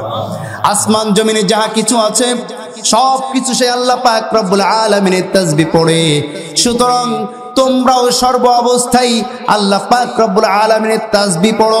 এবার কাফের মুশরিক বেঈমানরা বলছে ঠিক আছে বুঝলাম, তাহলে আল্লাহ কার থেকে তৈরি হয়েছে, আল্লাহর বংশ পরিচয় কি? বলেন নাউজুবিল্লাহ। আল্লাহর বংশ পরিচয় প্রশ্ন করার পরে আল্লাহ পাক রব্বুল আলামিন জানিয়ে দিলেন যে তারা কেন এই কথা জিজ্ঞাসা করেছে, কাফের মুশরিকরা কেন আল্লাহর বংশ পরিচয় জানতে চাইলো। তার কারণ হচ্ছে ইহুদিরা আল্লাহর পুত্র মনে করে উজায়েরকে, কাকে? আর খ্রিস্টানরা ঈসা আলাইহিস সালামকে আল্লাহর পুত্র মনে করে, ঠিক কিনা? আল্লাহ পাক রব্বুল আলামিন বলেন ফাকালাতিল ইয়াহুদু উযাইরুন ইবনুল্লাহ ওয়াকালাতিন নাসারাল মাসীহু ইবনুল্লাহ। জোরে বলুন আল্লাহু আকবার। ওয়াকালাতিল ইয়াহুদু, ইহুদি যারা আছে তারা বলে উজাইর আল্লাহর সন্তান, আর খ্রিস্টান যারা আছে তারা বলে যে ঈসা মসিহ সে হচ্ছে আল্লাহর সন্তান। আল্লাহ পাক বলছেন যালিকা কাউলুহুম বিআফওয়াহিহিম, তারা যে কথা বলে মুখ দিয়া তাদের সম্পূর্ণ ধারণা ভ্রান্ত ধারণা। কথা বলেন ঠিক কিনা? আর মক্কার মুশরিক বেঈমান যারা ছিল এরা বলতো ফেরেশতারা হচ্ছে আল্লাহর কন্যা। বলি নাউজুবিল্লাহ। এরা কি বলতো? ফেরেশতারা আল্লাহর মেয়ে, আল্লাহর কন্যা। দেখেন জাহিলিয়াতের ওই সময় যুগে কন্যা সন্তানের প্রতি তাদের অনীহা ছিল, ছিল কি ছিল না? নিজেরা কন্যা সন্তান পছন্দ করতো না, কন্যা সন্তান হইলে তাকে জীবন্ত মাটি দিয়ে মেরে ফেলতো। অথচ আল্লাহ পাক রব্বুল আলামিন সম্বন্ধে বলছেন যে ফেরেশতারা হচ্ছে আল্লাহর কন্যা। বলি নাউজুবিল্লাহ। এমনকি তারা মহিলাদের সুরতের কিছু মূর্তি তৈরি করেছিল, মহিলা সুরতের কিছু মূর্তি তৈরি করে এই মূর্তিগুলা কাবা ঘরের মধ্যে সাজিয়ে রেখেছিল। মানুষ যখন প্রশ্ন করত এই মেয়েদের যেই সুরাত তোমরা দিয়ে রেখেছো, এই মেয়ে মূর্তিগুলো এরা কারা, তখন এরা বলতো এরা আল্লাহর কন্যা ফেরেশতা। বলি নাউজুবিল্লাহ। আমার ভাইরা, আল্লাহ পাক রব্বুল আলামিন তাদের এই প্রশ্নের জবাব দেয়া বলছিলেন ইয়ালিদ ওয়া লাম ইউলাদ ওয়া লাম ইয়াকুল লাহু কুফুয়ান আহাদ। জোরে বলুন আল্লাহু আকবার। লাম ইয়ালিদ ওয়া লাম ইউলাদ, আল্লাহ পাক রব্বুল আলামিন তিনি কাউকে জন্ম দেন নাই, তার থেকেও কেউ জন্ম নেন নাই। তিনি হচ্ছে বেনিয়াজ। আল্লাহ পাক রব্বুল আলামিনের সমকক্ষেও কেউ নাই। তিনি বলছেন ওয়ালাম ইয়াকুল লাহু কুফুয়ান আহাদ, আল্লাহ পাক রব্বুল আলামিনের সমকক্ষ কেউ নাই। যদি কোনো মানুষ মনে করে আল্লাহর সমকক্ষ কেউ আছে, তার কি ঈমান থাকবে নাকি? কথা বলছেন না কেন? আল্লাহ পাক রব্বুল আলামিন যা দিতে পারেন, যদি কোনো মানুষ মনে করে আল্লাহ যা দিতে পারেন অন্যরাও তাও দিতে পারে, তার কি ঈমান থাকবে? কথা বলছেন না কেন? এজন্য আমাদেরকে সর্ব অবস্থায় এই সূরাটিকে সামনে রেখে আমাদেরকে এই কথা বিশ্বাস করতে হবে, এই কথাগুলো মানতে হবে যে আল্লাহ পাক রব্বুল আলামিন হচ্ছেন সৃষ্টি নন, তিনি হচ্ছেন স্রষ্টা। তিনি কি? আসতে বলবেন না, তিনি কি? তিনি হচ্ছেন স্রষ্টা। ওনার সুন্দর সুন্দর নাম আছে। এই সৃষ্টিদের উপরে ওয়াজিব হচ্ছে স্রষ্টার যেই গুণাবলী আছে, সুন্দর সুন্দর নাম আছে, এই সুন্দর সুন্দর নাম দিয়া, এই সুন্দর সুন্দর নাম নিয়া আল্লাহ পাক রব্বুল আলামিনের কাছে যদি কেউ দোয়া করতে পারে, আল্লাহ পাক রব্বুল আলামিন অবশ্যই অবশ্যই তাদের দোয়াগুলা কবুল করে নেবেন। কোন সুবহানাল্লাহ। আল্লাহর নবী সাল্লাল্লাহু আলাইহি ওয়াসাল্লাম বলেন যে যদি তোমরা কোনো ব্যক্তি আল্লাহর সুন্দর সুন্দর নাম নিয়ে, আল্লাহর যে সিফাতি নামগুলো আছে, এই সিফাতি নামগুলাকে সামনে নিয়ে আল্লাহর কাছে দোয়া করতে পারো, তাহলে এইগুলা হচ্ছে ইসমে আজমের মতন কাজ দেয়। সুবহানাল্লাহ পড়েন। আল্লাহ পাক বলছেন ওয়ালিল্লাহিল আসমাউল হুসনা ফাদউহু বিহা। ওয়ালিল্লাহিল আসমাউল হুসনা, আল্লাহ পাক রব্বুল আলামিনের উত্তম সুন্দর সুন্দর নাম আছে। ফাদউহু বিহা, তোমরা আল্লাহ পাক রব্বুল আলামিনের এই সুন্দরতম নাম নিয়া আল্লাহ পাক রব্বুল আলামিনের কাছে সাহায্য চাও। কোন সুবহানাল্লাহ। আমার ভাইয়েরা, আমরা প্রতিদিন সকালে প্রায় পড়ি হুয়াল্লাহুল্লাযী লা ইলাহা ইল্লাহু আলিমুল গায়বি ওয়াশ শাহাদাতি হুয়ার রহমানুর রহিম। হুয়াল্লাহুল্লাযী লা ইলাহা ইল্লাহু, তিনি হচ্ছেন সেই সত্তা যিনি ছাড়া কোনো ইলাহ নাই। আলিমুল গায়বি ওয়াশ শাহাদা, আল্লাহ পাক রব্বুল আলামিন তিনি প্রকাশ্য এবং অপ্রকাশ্য সব কিছুর খবর আল্লাহ পাক রব্বুল আলামিনের কাছে আছে। ঠিক কি নজরে বলেন? আমার ভাইয়েরা, এই পৃথিবীর বুকে যত প্রকার তথ্য আছে, উপাত্ত আছে, আসমান এবং জমিনের মধ্যে যত নিগূঢ় তথ্য আছে, উপাত্ত আছে, সব কিছুর খবর যার কাছে আছেন তিনি হচ্ছেন কে? জোরে বলেন। আল্লাহ পাক বলছেন ওয়ামা মিন গায়িবাতিন ফিস সামাই ওয়াল আরদ ইল্লা ফি কিতাবিম মুবিন। জোরে বলুন আল্লাহু আকবার। ওয়ামা মিন গায়িবাতিন, আসমানের নিচে জমিনের উপরে যত অপ্রকাশ্য জিনিস আছে, যা মানুষের চোখের সামনে ধরা পড়বে না, এমন জিনিসের খবরও আল্লাহ পাক রব্বুল আলামিন রাখেন। এমন কি আল্লাহ পাক সুস্পষ্টভাবে এই কোরআনুল কারীমের মধ্যে তার সম্পূর্ণ বর্ণনা খুলে খুলে করে দিয়েছেন। কোন সুবহানাল্লাহ। আমার ভাইয়েরা, এজন্য হুয়াল্লাহুল্লাযী লা ইলাহা ইল্লাহু, তিনি হচ্ছে এমন সত্তা, তিনি এমন আল্লাহ, যিনি এমন প্রভু, তিনি ছাড়া কোনো ইলাহ নেই। তিনি হচ্ছেন এমন প্রভু হুয়ার রহমানুর রহিম, তিনি হচ্ছেন দয়ালু এবং ক্ষমাশীল। ওয়াল্লাহুল্লাযী লা ইলাহা ইল্লাহু, তিনি এমন সত্তা আল মালিকুল কুদ্দুস, তিনি হচ্ছেন মালিক। আমাদের সব কিছুর মালিক কে? কথা বলছেন না। আমাদের জীবনের মালিক কে? আমাদেরকে মৃত্যু দেওয়ার মালিক কে? কাউকে ক্ষমতায় বসানোর মালিক কে? কাউকে ক্ষমতা থেকে নামানোর মালিক কে? জোরে বলেন। কাউকে সুস্থ করার মালিককে, কাউকে অসুস্থ করে রেখে দেওয়ার মালিককে। সুতরাং সব কিছু ক্ষমতা কার? জোরে বলেন কার? আল্লাহ পাক বলছেন আল মালিকুল কুদ্দুস আসসালামুন, তিনি হচ্ছে শান্তিদাতা। বলেন এই পৃথিবীর বুকে শান্তি পেতে চাইলে শান্তি দেওয়ার মালিক একমাত্র কে? কথা বলছেন না কেন? শান্তি একমাত্র আল্লাহ ছাড়া অন্য কারো পক্ষে থেকে আপনি পাবেন না। কোন ব্যক্তি এই পৃথিবীর বুকে আপনাকে পরিপূর্ণভাবে শান্তি দিতে পারে এ কথা বলা মানে সে ব্যক্তি মিথ্যা বলল। ঠিক কিনা জোরে বলেন? একমাত্র আল্লাহ পাক রব্বুল আলামিন ছাড়া কোনো ব্যক্তি, কোনো মানুষ, কোনো দল, কোনো মন্ত্রী, কোনো এমপি, কোনো রাজা, কোনো বাদশাহ কখনো পৃথিবীর মানুষকে শান্তি দিতে পারবে না। ঠিক কিনা? সালামুন আর নিরাপত্তা, শান্তি আর নিরাপত্তা এই দুইটা জিনিস দিতে পারে একমাত্র কে? কথা বলছেন না কেন? আল্লাহ পাক রব্বুল আলামিন বলেন ফাল ইয়াবুদু রাব্ব হাযাল বাইত আল্লাযী আত'আমাহুম মিন জু ওয়া আমানাহুম মিন খাউফ। জোরে বলুন আল্লাহু আকবার। ফাল ইয়াবুদু রাব্ব হাযাল বাইত, এই ঘরের প্রভুর ইবাদত করো। রব্ব হাযাল বাইত, ইবাদত করো এই ঘরের রবের, এই ঘরের প্রভু। আল্লাযী, যিনি, আত'আমাহুম মিন জু ওয়া আমানাহুম মিন খাউফ, এই ঘরের রবের ইবাদত যদি করতে পারো তাহলে তোমাদের অন্ন, বস্ত্র, খাদ্যের অভাব আল্লাহ পাক রব্বুল আলামিন দূর করে দিয়া তোমাদেরকে শান্তি এবং নিরাপত্তা দান করবেন। কোন সুবহানাল্লাহ। তাহলে আসসালামুল মুমিন, সালাম, শান্তি এবং নিরাপত্তা যিনি দিতে পারেন তিনি হচ্ছেন আল্লাহ। সুবহানাল্লাহ পড়েন।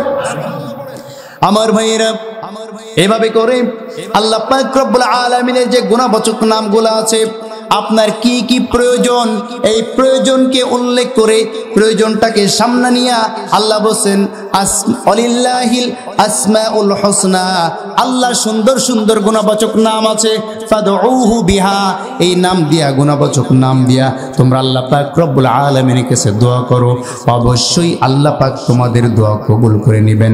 কোন সুবহানাল্লাহ। আমার ভাইরা, এজন্য সূরাতুল ইখলাস এটা অত্যন্ত গুরুত্বপূর্ণ, মর্যাদাপূর্ণ একটি সূরা।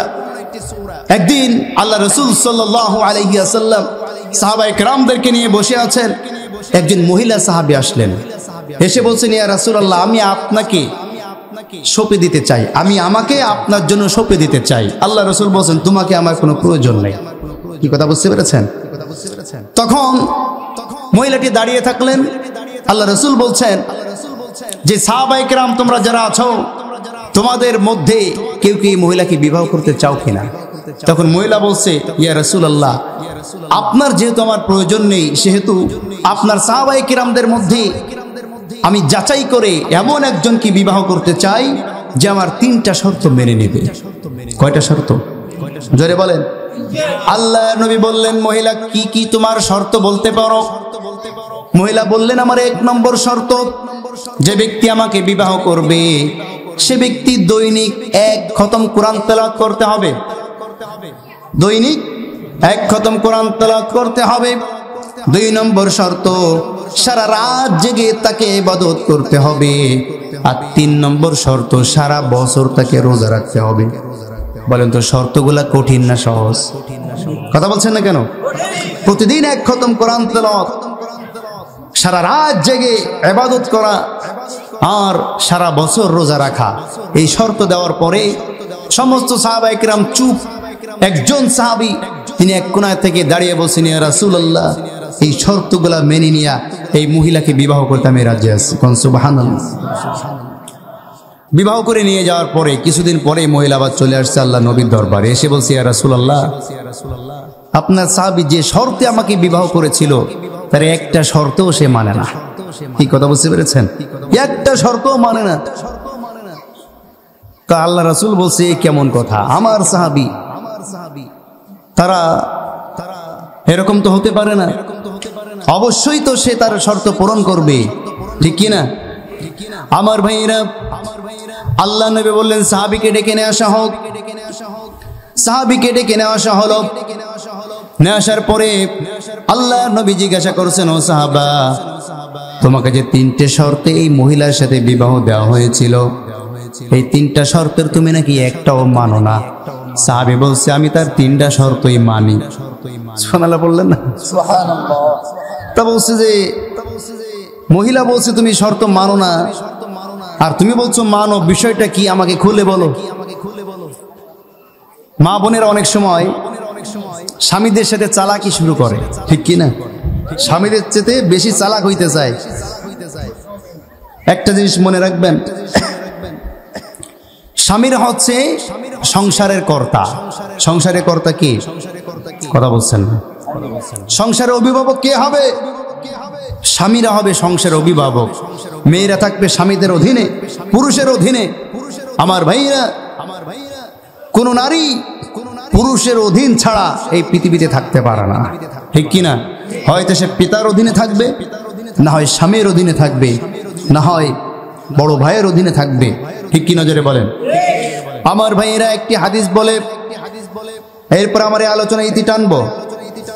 রাসূল করিম সাল্লাল্লাহু আলাইহি ওয়াসাল্লাম বলেন, 3 শ্রেণীর মানুষ জান্নাতে যাবে না, জান্নাতে ঘ্রাণও পাবে না। কয় শ্রেণীর মানুষ? 1 নম্বর আছে মুদমিনুল খামর। 1 নম্বর কে? কথা বলছেন না। মুদমিনুল খামর মানে নেশা পানকারী। এবার বলেন 1 নম্বর কারা? নেশা পানকারী। 2 নম্বর আছে রাজিলাতুন নেশা, মর্দ মেয়ে লোক। 2 নম্বর কারা? মর্দ মেয়ে লোক। 3 নম্বর হচ্ছে দায়ুস। 3 নম্বর কি? দায়ুস। এই 3 শ্রেণীর মানুষ জান্নাতেও যাবে না, জান্নাতের সুঘ্রাণও পাবে না। আমার ভাইরা 1 নম্বর হচ্ছে মুদমিনুল খামর, যারা নাকি নেশা দ্রব্য পান করে। আমার ভাইরা নেশা দ্রব্য তো আমাদের সমাজে নাই। আচ্ছা আছে, নেশা আছে। নেশা বলতে আপনারা কি বুঝেন? হ্যাঁ, তো সমস্যা তো এই জায়গায়। নেশা বলতে আমরা বুঝি মদ, গাঁজা, তাড়ি, ইয়াবা, বাবা, দাদা, চাচা আছে না, এইগুলা মনে করি। কিন্তু আসলে ভালো করে বুঝবেন, নেশা মুদমিনুল খামর, খামর শব্দটির অর্থ কি? হাদিসের মধ্যে ব্যাখ্যায় লেখা হয়েছে, খামর শব্দের অর্থ হচ্ছে এমন বস্তু যাহা ভক্ষণ করলে মানুষের মস্তিষ্ক বিক্রি হয়ে যায়, স্বাভাবিক অবস্থায় থাকে না। কি কথা কি বুঝতে পেরেছেন? এমন বস্তু যা ভক্ষণ করলে মানুষের মস্তিষ্ক বিক্রি হয়, স্বাভাবিক অবস্থায় থাকে না। এবার আমি আপনাদেরকে প্রশ্ন করতে চাই, এই যদি হয় এর তাৎপর্য, তাহলে বলেন তো আমরা যে পানের সাথে তামাক খাই, এইটা কি খামরের অন্তর্ভুক্ত কিনা? খামরের অন্তর্ভুক্ত না। কেন? আমি চ্যালেঞ্জ করলাম আপনার সাথে, চ্যালেঞ্জ। আপনার কাছে যদি জর্দা থাকে, চ্যালেঞ্জ এখনই।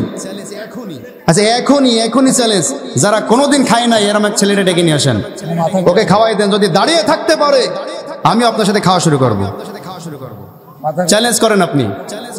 ওই এতটুকুই খাওয়াবো, আমি এতটুকুই খাওয়াবো যে কোনোদিন তামাক খাই নাই, তাকে আপনি এতটুকু খাওয়াবেন। এখানে যদি দাঁড়ায় থাকতে পারে, আন্দাজে কর কাজ। যাদের অভ্যাস হয়ে গেছে তারা তো মদ খাইলেও কিছু হয় না। কথা বলছেন না কেন? শোনেন, এই যে বিড়ি খান না, বিড়ি টানেন, যে জীবনেও বিড়ি টানেন নাই, তাকে এখানে ডেকে নিয়ে আসেন, বিড়ি টানান, দাঁড়ায় থাকতে পারে কিনা দেখেন। এটাকে আমরা বলি মাকরু। কি বলি আমরা? মাকরু। মাকরু পর্যন্তই থাকলাম, আমি আর অন্যদিকে গেলাম না, মাকরুই ধরে নিলাম। এই মাকরুটা কার কাছে? এই মাকরুটা কার কাছে? কথা বলছে না কেন? এই মাকরু আমার কাছে। আমার কাছে যদি মাকরু হইতো তাহলে অপছন্দনীয় জিনিসকে আমি খাইতাম নাকি? কথা বলছেন না কেন? মাকরু মানে কি? অপছন্দনীয়। তা আমি যদি ওইটাকে অপছন্দ করি, ওইটা আমি জীবনে খাবো? কথা বলছেন না কেন? তাহলে আপনার কাছে তো এটা মাকরু না, এটা তো আল্লাহর কাছে মাকরু। তা আল্লাহ যেটাকে অপছন্দ করে সেটা আপনি খান, আপনার ইবাদত, আপনার দোয়া কবুল হবে। ভাবলেন কেমনে? কথা বলেন। আমার ভাইরা রাগ করবেন না কেউ। আমি কাউকে রাগ করার জন্য, কাউকে আঘাত দেওয়ার জন্য কথা বলি নাই।